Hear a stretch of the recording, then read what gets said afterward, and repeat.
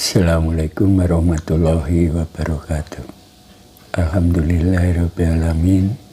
Wassalatu wassalamu ala asrofil anbiya'i wal mursalin Sayyidina wa maulana Muhammadin wa ala alihi wa sahbihi ajma'in. Amma ba'du. Sobat-sobatku yang dirahmati Allah, kali ini aku akan sampaikan sebuah surat dalam Al-Quran, yaitu surat Al-Asr. Al-Asr. Demikian bunyi ayat pertama dari surah Al-Asr. Surah yang sangat dalam dan luas isi kandungannya. Bahkan menurut ahli tafsir Muhammad Abduh, bahwa seandainya hanya surat Al-Asr ini saja yang diturunkan, maka sudah bisa mencakup seluruh kandungan Al-Quran. Dalam surah tersebut, Allah SWT bersumpah dengan masa. Tentu kita akan bertanya, kenapa Allah bersumpah dengan masa? Kenapa Allah bersumpah dengan makhluknya? Sementara kita makhluknya tidak boleh bersumpah dengan selain Allah. Karena Dia yang menciptakan seluruh makhluk di alam ini. Kita bersumpah dengan menyebut Khalik, Sang yang menciptakan para makhluk. Tetapi Allah bersumpah dengan masa, sesuatu yang lebih rendah dari zat Allah itu sendiri. Tak lain sebabnya adalah karena masa waktu itu penting. Setiap kali Allah bersumpah dengan sesuatu, maka berarti Allah menyuruh kita untuk memperhatikannya. Allah bukan hanya bersumpah atas masa, tetapi juga atas matahari, bulan, siang, malam, dan sebagainya. Semuanya itu bertujuan supaya kita memperhatikan benda-benda dan makhluk-makhluk tersebut dalam rangka menambah keimanan kita kepada Allah Subhanahu wa Ta'ala. Allah bersumpah dengan masa karena masa itu adalah sesuatu yang sangat penting. Di mana letak pentingnya masa? Karena masa itu terus berjalan. Masa tidak pernah berhenti walaupun sesaat. Masa terus berputar dengan cepat. Masa tidak dapat kita kejar. Jangankan masa 5 atau 10 tahun yang lalu, sedetik pun waktu yang baru lewat tidak dapat kita kejar. Karena itu kita harus bisa mempergunakan masa dengan sebaik-baiknya. Kalau tidak, kita akan menjadi orang yang rugi.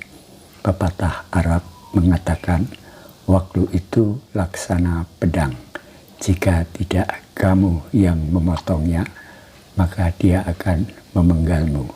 Dalam menyikapi waktu hanya ada 2 pilihan, mau menjadi orang yang dipenggal oleh waktu, merugi, atau sebaliknya menjadi yang memotong, mengambil keuntungan dari perjalanan waktu. Dalam ayat selanjutnya dari surah Al-Asr, Allah Subhanahu wa Ta'ala menegaskan bahwa semua manusia pada hakikatnya merugi. La fi kusir, yang tidak merugi hanya orang-orang yang melakukan 4 hal. Pertama, amanu, yang beriman kepada Allah, malaikat, kitab-kitab, rasul-rasul, hari akhir, dan takdir dan ketentuan Allah. Yang kedua, wa amilus solihati, yang beramal soleh, baik sifatnya vertikal maupun horizontal, baik amal-amal mahdoh, ritual, maupun amal-amal sosial. Yang ketiga, wa tawasau bil haq, yang saling menasihati kepada kebenaran dengan cara yang benar. Yang keempat, wa tawasau bil sabar, saling memberi nasihat untuk bersikap sabar dengan cara sabar. Merugi di sini janganlah diartikan seperti meruginya pedagang. Rugi yang dimaksud mencakup arti yang sangat luas.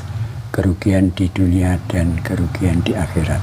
Di dunia, hidupnya tidak pernah tentram walaupun segala keperluannya terpenuhi, dan di akhirat akan menerima azab yang maha dahsyat. Orang yang beriman tidak akan merugi sebab ia mempunyai tali untuk bergantung, rumah tempat berteduh, dan tempat untuk berlindung, yaitu Allah Subhanahu wa Ta'ala. Orang yang tidak beriman kepada Allah sama dengan orang yang tidak mempunyai tempat untuk berlindung, ibarat orang yang berada di tengah lautan tanpa bantuan pelampung. Akibatnya ia akan terombang-ambing didera ombak gelombang kehidupan dunia. Kadang-kadang dengan sedikit musibah yang menimpanya, dia sudah putus asa. Sedikit saja bahaya yang mengenai dirinya, dia mau bunuh diri. Namun, iman yang belum cukup. Iman harus diikuti dengan amal soleh. Iman letaknya di dalam hati, harus dizahirkan, ditampakkan dengan amal soleh. Orang yang mengaku beriman, tetapi amal tingkah lakunya tidak soleh, maka belum termasuk orang yang beriman dalam konteks surat Al-Asr. Selanjutnya, mereka yang beriman dan beramal soleh haruslah saling memberi nasihat, wasiat kepada kebenaran atau hak dengan cara yang benar atau ma'ruf, dan saling memberi nasihat, wasiat untuk senantiasa menjadi orang yang sabar dan dengan cara-cara yang sabar pula, tidak gegabah dan emosional. Kata saling dalam terjemahan ayat mengindikasikan bahwa memberi nasihat atau wasiat adalah kewajiban setiap orang yang beriman yang ingin beramal soleh, tidak harus dimonopoli oleh orang-orang tertentu, sehingga orang-orang selain mereka tidak berhak menyampaikan nasihat. Semua manusia makhluk Allah Subhanahu wa Ta'ala sangat berpotensi berbuat khilaf siapapun dia. Nah, mereka yang mau terbuka menerima masukan orang lain akan terbebas dari belenggu kerugian, karena masukan tersebut telah membuat dirinya tidak berlarut-larut dalam kekeliruan yang tidak diketahuinya sebelumnya. Demikian sobat-sobatku, wabillahi taufiq walhidayah. Wassalamualaikum warahmatullahi wabarakatuh.